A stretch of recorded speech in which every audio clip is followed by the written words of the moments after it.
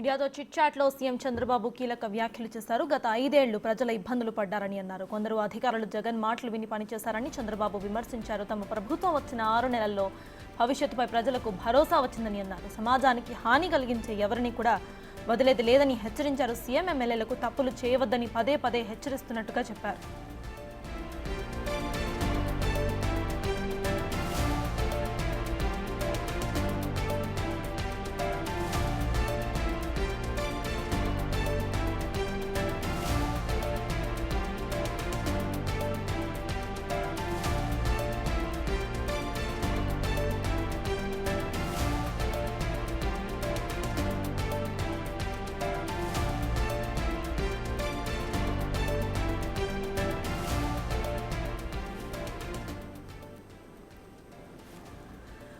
మీడియాతో chit chat లో CM Chandrababu కీలక వ్యాఖ్యలు చేశారు. గత 5 ఏళ్లు ప్రజలు ఇబ్బందులు పడ్డారని అన్నారు. కొందరు అధికారులు జగన్ మాటలు విని పనిచేశారని చంద్రబాబు విమర్శించారు. తమ ప్రభుత్వం వచ్చిన 6 నెలల్లో భవిష్యత్తుపై ప్రజలకు భరోసా వచ్చిందని అన్నారు. సమాజానికి హాని కలిగించే ఎవరిని కూడా వదలమని హెచ్చరికలు జారీ చేశారు.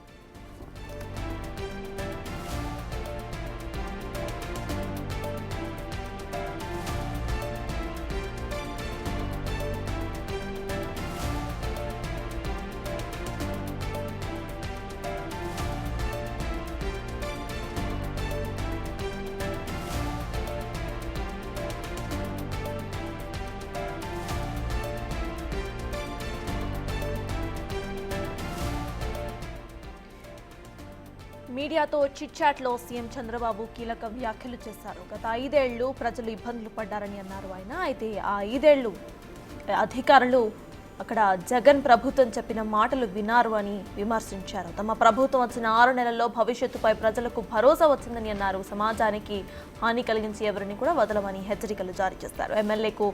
ఎమ్మెల్యేలకు తప్పులు చేయవద్దని పదే పదే హెచ్చరిస్తున్నట్లుగా చెప్పారు. అన్ని రాత్రికి రాత్రే జరిగిపోవాలి అంటే సాధ్యం కాదని ప్రజలకు ఇచ్చిన హామీలను ఒక్కొక్కటిగా అమలు చేస్తున్నామని అన్నారు.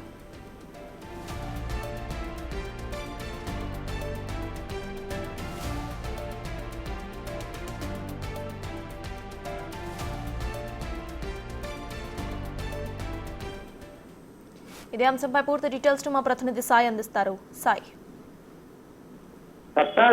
ప్రస్తుతం ఈ రోజు సీఎం చంద్రబాబు మీడియాతో చిట్ చాట్ చేయడం జరిగింది. ఈ చిట్ చాట్ లో కూడా అనేక కీలకమైనటువంటి అంశాలపైన కూడా ఆయన ముచ్చటించినటువంటి పరిస్థితి ఉంది. ప్రధానంగా కూడా సామాజిక వర్గాలకు సంబంధించినటువంటి అంశంలో గత ప్రభుత్వం ఏ విధంగా వ్యవహరించింది అనే దానికి చెప్తూ మేము ప్రస్తుతం కూటమి ప్రభుత్వం అన్ని సామాజిక వర్గాలకు కూడా సరైనటువంటి అవకాశాలు కల్పిస్తున్నాం. ఇందులో భాగంగానే ప్రస్తుతం గతంలో ఉన్నత పదవుల్లో ఉన్నటువంటి అధికారులంతా కూడా ఒకే సామాజిక వర్గానికి సంబంధించిన వాళ్ళు ఉన్నప్పటికీ ప్రస్తుతం బీసీ సామాజిక వర్గానికి అత్యధిక ప్రాధాన్యత ఇస్తున్నట్లు కూడా ఆయన చెప్తున్నటువంటి పరిస్థితి ఉంది. ఇటు సిఎస్ కానీ అదేవిధంగా డీజీపీ ఇద్దరు బీసీ సామాజిక వర్గానికి సంబంధించినటువంటి వ్యక్తుల్ని ఎంపిక చేయడం పట్ల బీసీ సామాజిక వర్గంలో కూడా మంచి ఎంతో ఉన్నతమైనటువంటి వ్యక్తులు పరిస్థితి ఉందనే విధంగా చెప్పారు. దాంతో పాటు రాష్ట్ర ఆర్థిక పరిస్థితులకు సంబంధించినటువంటి అంశంపైన కూడా ఆయన మాట్లాడినటువంటి పరిస్థితి ఉంది.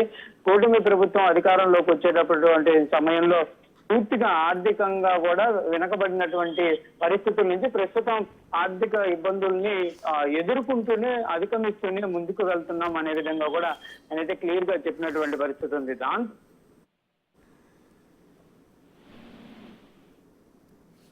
Right, thank you Sai.